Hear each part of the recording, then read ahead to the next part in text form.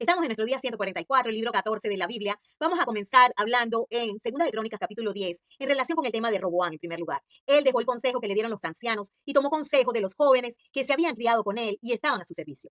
Fíjense que Proverbios 1:25 dice, sino que desechaste todo consejo mío y mi reprensión no quisisteis. También dice en Proverbios 19:20, escucha el consejo, recibe la corrección para que seas sabio en tu vejez. Isaías 30, capítulo 1 dice, ay de los hijos que se apartan, dice Jehová, para tomar consejo y no de mí, para cobijarse con cubierta y no de mi espíritu, añadiendo pecado a pecado.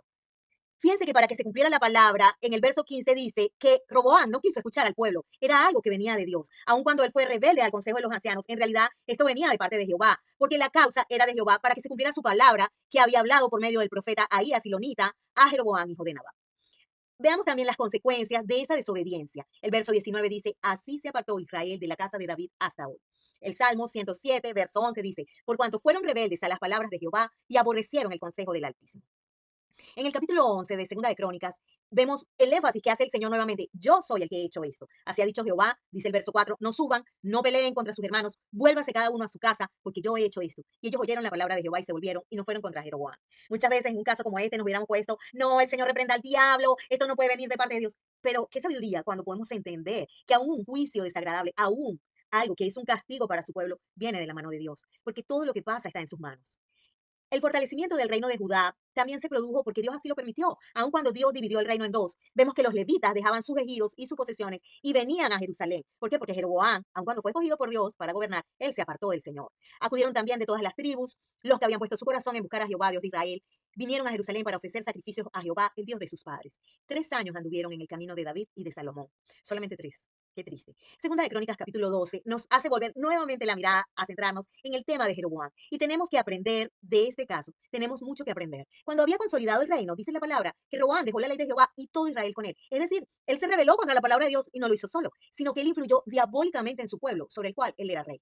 Ese es el problema cuando tenemos influencia, el problema cuando tenemos liderazgo, que cuando pecamos y nos apartamos, no nos apartamos solitos, influimos sobre aquella gente sobre la cual tenemos liderazgo. Si siendo padres nos apartamos, afectamos a nuestra familia, afectamos a nuestros hijos. Si siendo líderes nos apartamos, afectamos a aquellos sobre los cuales hemos desarrollado influencia. Tenemos que temer al Señor. Observemos el juicio que da el Señor en su palabra sobre la vida de este rey del pueblo de Dios. Este rey, en primer lugar, fue hijo de Salomón, quien era hijo de David, pero su mamá dice que era una mujer amonita. El Señor había prohibido expresamente en su palabra emparentar con otros pueblos. Por lo tanto, es importante reflexionar ante esta conducta de este rey. Es importante que nosotros meditemos cuál fue la influencia que esta mujer, que no era del pueblo de Dios, que era impía, tuvo sobre este rey. ¿Cuál fue la influencia? ¿Por qué él se comportó como se comportó? ¿Será que la crianza que recibió, será que los principios que le enseñó su madre tenían algo que ver con esto?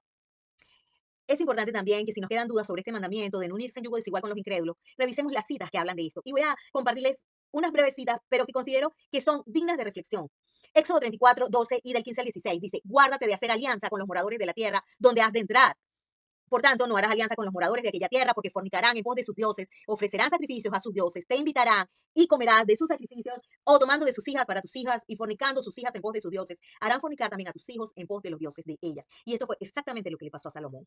En Esdras 9:2 dice, porque han tomado de las hijas de ellos para sí y para sus hijas, y el linaje santo ha sido mezclado con los pueblos de la tierra, y la mano de los príncipes y de los gobernadores ha sido la primera en cometer este pecado. ¿Eres creyente? ¿Eres cristiano? No te unas en yugo desigual con los incrédulos. Es algo que Dios ha prohibido expresamente en su palabra. Cuando Roboam comenzó su reinado tenía 41 años, pero la palabra dice que su hijo lo percibió como alguien joven y pusilánime. ¡Wow! Con 41 años.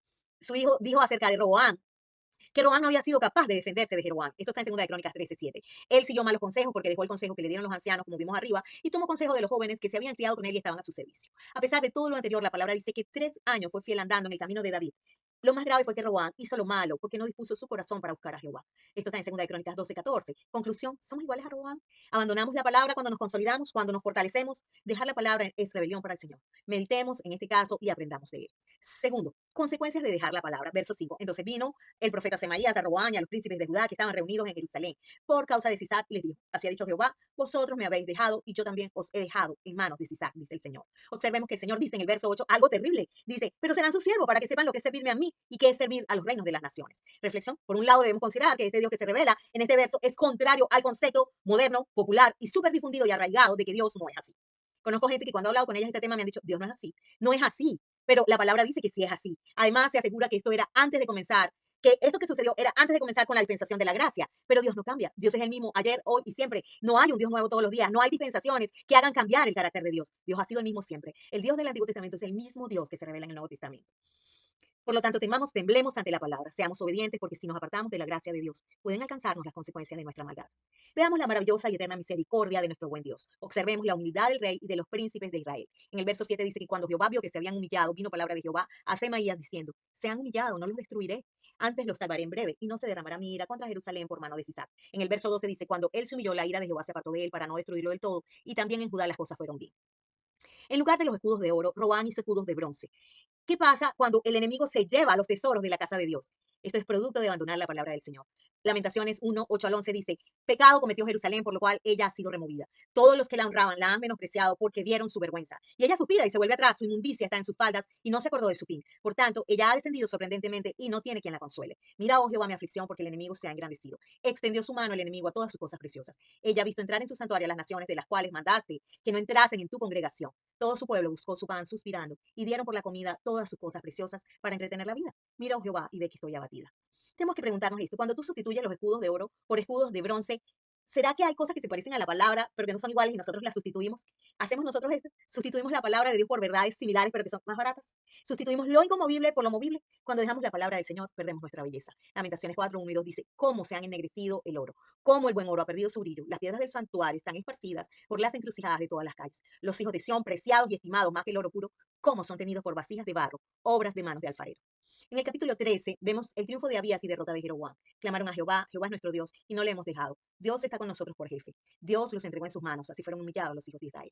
Oremos. Señor, ayúdanos para ser siempre obedientes a tu palabra, mi Dios. Te lo pedimos en el nombre de Jesús. Tus siervos, Mirza Astrid Silva de Rivera, Raúl Vicente Rivera Ramírez, tenemos una sola meta: 365 días con la palabra. Solo nos faltan 221. Te invitamos a no desmayar. Aquí te dejamos nuestras redes y nos despedimos de ti diciéndote: Dios te bendiga.